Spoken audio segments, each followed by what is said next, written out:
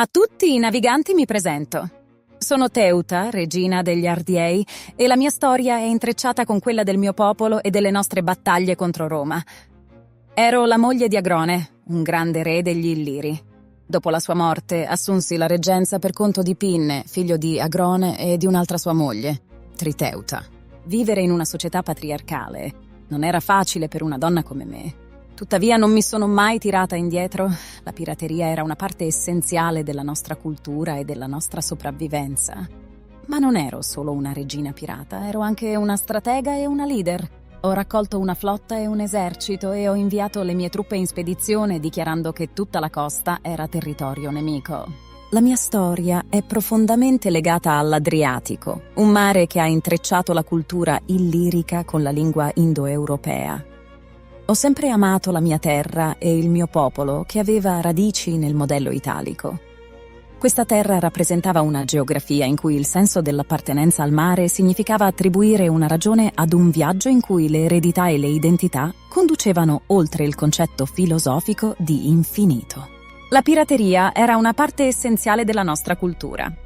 Gli Illiri esercitavano la pirateria, e questo rappresenta uno dei punti cardine per comprendere la mia visione. La capitale del nostro territorio era Shkodra, l'attuale Scutari in Albania. Questa città si trova nell'interno dell'Albania, in quella parte di Illiria che insieme al territorio di Apollonia divenne romana. Ero conosciuta come la regina del mare e non ho mai accettato i condizionamenti occidentali. Ho sempre posto sullo stesso piano il ruolo delle tribù illiriche e quello di Roma. Con me sono nati nuovi concetti e idee. Ho introdotto l'idea di una guerra combattuta solo in mare e ho promosso l'illiricità come lingua e come storia. Ho sempre valorizzato l'autonomia del mare Adriatico, non solo come territorio geografico, ma come insieme di popoli e di tradizioni. I saccheggi. Quei momenti in cui il potere e la grandezza dell'Illiria si manifestavano in tutta la loro magnificenza. Ogni volta che le mie flotte si avvicinavano alle coste nemiche, sentivo un brivido di eccitazione e di potere. Il mare, con le sue onde scintillanti, sembrava applaudire alle nostre imprese e il vento sussurrava storie di vittorie e conquiste. Ricordo un particolare saccheggio, quando ci avvicinammo alle coste di una piccola isola greca. Mentre le mie navi si avvicinavano, potevo vedere il terrore negli occhi degli abitanti. Le loro grida di disperazione erano come musica per le mie orecchie. Con un gesto della mia mano diedi il segnale alle mie truppe di iniziare l'attacco e come leoni affamati si lanciarono sulla preda. Mentre camminavo tra le strade dell'isola, potevo sentire il potere scorrere nelle mie vene. Gli abitanti si prostravano ai miei piedi, implorando pietà. Ma io, con il mio sguardo altezzoso e fiero, li guardavo dall'alto in basso. Non erano nulla per me, solo pedine in un gioco più grande. Ho preso tutto ciò che desideravo: oro, argento, gioielli, e ho lasciato dietro di me solo distruzione e disperazione. Ma non era solo per la ricchezza che saccheggiavamo, era per dimostrare la nostra superiorità, la nostra grandezza. Era per mostrare al mondo intero che l'Illiria non era una nazione da sottovalutare. E ogni volta che tornavo dalle mie campagne sentivo un senso di soddisfazione e di orgoglio. Avevo dimostrato ancora una volta che ero la regina indiscussa dell'Adriatico. Ma non fraintendetemi, non ero crudele senza motivo. Ero semplicemente determinata a proteggere e a espandere il mio regno. E se questo significava spargere un po' di sangue, era un prezzo che ero disposta a pagare. Dopotutto, in guerra, come nella vita, solo i più forti sopravvivono. E io, Teuta, ero la più forte di tutti. Alla fine anche le storie più gloriose hanno una fine. E anche le regine come me, più temibili e forti, troveranno qualcuno sulla loro strada, prima o poi più forte di lei. E io l'ho trovato. Abbiamo saccheggiato le isole greche vicine a Corcira e conquistato Fenice, ma questo ha portato alla morte di diversi mercanti italici. Questo atto ha spaventato molte nazioni vicine, ma ha anche portato alla nostra alleanza con gli Epiroti e gli Acarnani. Roma, quell'insulso imperucolo, chi si credevano di essere. Roma non ha mai visto di buon occhio la nostra crescita e il nostro potere. Ah, Roma! Quella insulsa potenza che ha osato sfidare la mia grandezza e la mia autorità. Io, Teuta, regina dell'Illiria, ho visto le ricchezze che provenivano dal saccheggio delle coste greche e ho deciso di intensificare la mia pressione. ma sono stata ostacolata da una ribellione nell'Issa.